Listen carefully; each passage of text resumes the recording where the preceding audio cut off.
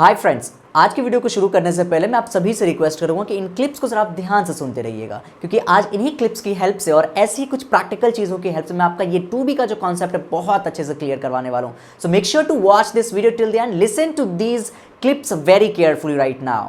Ladies and gentlemen, it is a pleasure to be here today.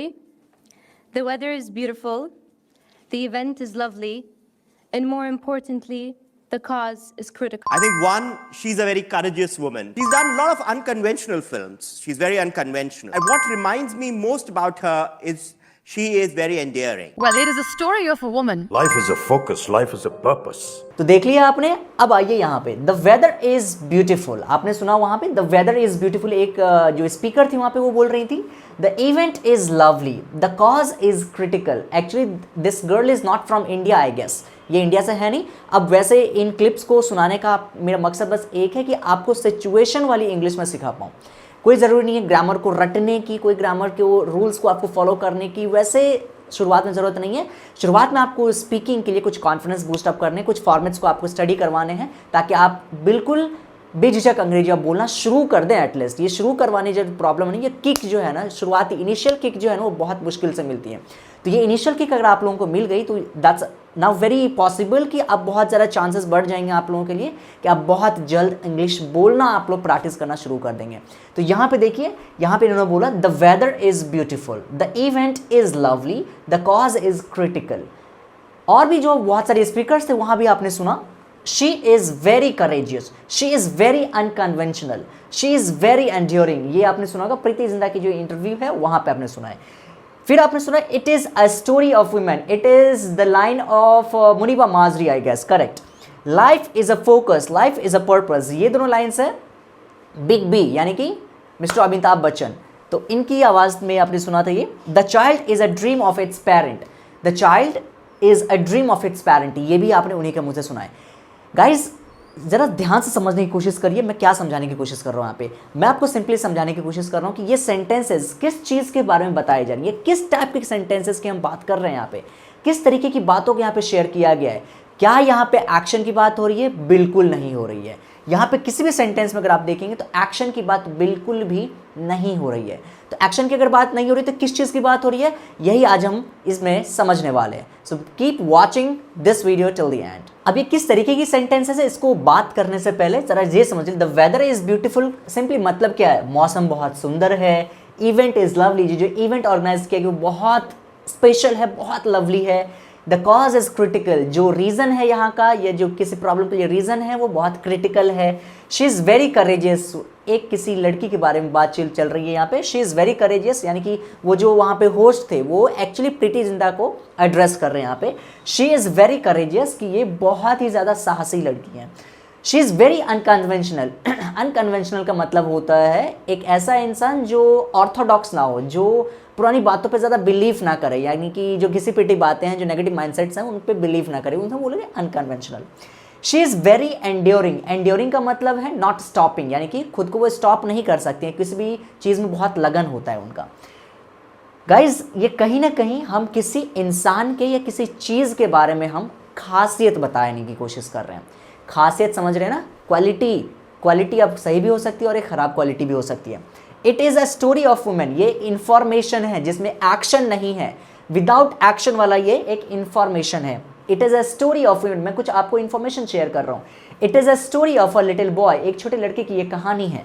Life is a focus, life is a purpose, life एक focus है, life एक purpose है। ये भी एक छोटा सा इंफॉर्मेशन है जिसमें एक्शन नाम की चीज़ नहीं है। अरे एक्शन समझते हैं ना, एक्शन का मतलब play, sleep, jump, read, study, get up, stand up, these are the actional words, और ये सारी चीज़ें यहाँ पे कहीं भी यूज़ नहीं की जा रही हैं। The child is a dream of its parent, यानी कि जो बच्चे हैं वो अपने पेरेंट्स के लिए एक ड्रीम है, एक सपना है उनके लिए। ध्यान से समझिए इन सभी सेंटेंसेस को। इन सभी सेंटेंसेस के अंदर हमने एक्शन की बात नहीं की है, तो एक्शन तो यहाँ पे बिल्कुल काट के रख दीजिए। This action is not included in this sentences, इन सभी सेंटेंसेस में एक्शन को इंक्लूड नहीं किया गया है। तो इसमें इंक्लूड क्या किया गया, इसमें बात की गई है क्वालिटी के बारे में। किसी भी इंसान के क्वालिटी, किसी भी चीज़ की क्वालिटी की बात की जा रही है। जैसे कि शी इज़ वेरी एंड्योरिंग, वो उसकी क्वालिटी बता रहे हैं। She is very honest, she is a good girl, she is a studious, यानी कि वो पढ़ाकू लड़की है। तो ऐसी बातों को बताने के लिए यहाँ पे हम क्वालिटी मान के चलते हैं। अब यहाँ पे क्या थी, it is a story of women, यानी कि इसमें ये छोटा सा इंफॉर्मेशन है, ये छोटा सा इंफॉर्मेशन है जिसमें कि एक्शन नहीं है, जिसमें कि एक्शन नहीं है, तो विदाउट एक्शन वाला ये एक हमारा इंफॉर्मेशन हो गया।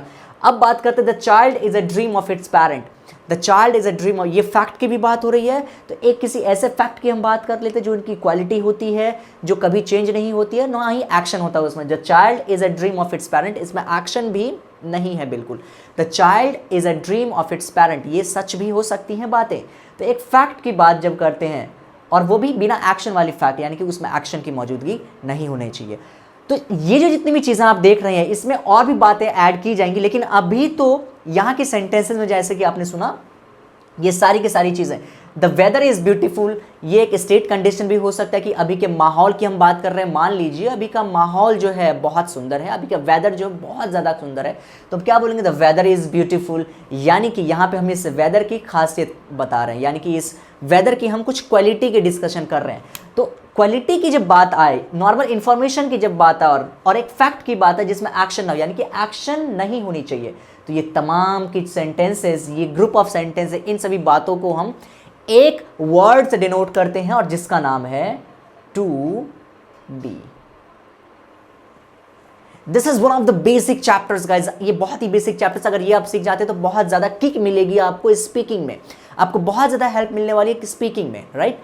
अब टू बी के अंदर मैंने आपको बताया क्वालिटी हो सकती है, इंफॉर्मेशन हो सकती है और फैक्ट हो सकता है, और भी बहुत सारी चीजें जो मैं ऐड करना चाहूंगा यहाँ पे, जो कि एग्जाम्पल्स में तो नहीं थे बट ऐसा होता है, राइट।